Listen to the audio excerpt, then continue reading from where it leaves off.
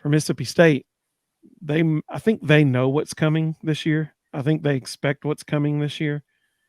Um, Reluctantly, of course, but I don't think this is going to be pretty for them. What do you got for Mississippi State?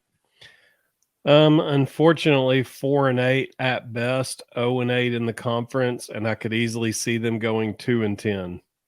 Yeah, I talked about this about a month ago. Zach Arnett is a fantastic defensive coordinator. Their defense is going to do a good job, but he made the most bizarre decision ever, changing offensive coordinators. You have one of the top quarterbacks in America coming back, running the air raid. He has never done anything else.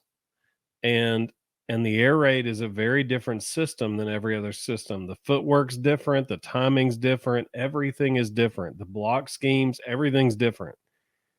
And instead of going out and hiring an air raid guy and just continuing to run the raid with a quarterback who has proven he can win you games doing it, he switches to a pro style quarterback or offensive coordinator, and now they're having to reinvent their quarterback. And there wasn't a whole lot of other skill guys on the offensive side of the ball that were any good. So he basically took the one bright spot they had on offense and intentionally made it average. So I think it's going to prove to be a massive mistake. Like I say, I think 4-8, but I could easily see them losing to Arizona and Southern Miss. Because Southern Miss is sandwiched in between A&M and Ole Miss. So I could easily see them overlooking Southern Miss coming in and just outscoring them by a little bit and winning that one too. So I don't foresee a good year for Mississippi State. I think it's going to be a train wreck. I think they'll be lucky to win 4 games. I totally agree. I have them going 3-9, 0-8 in the SEC.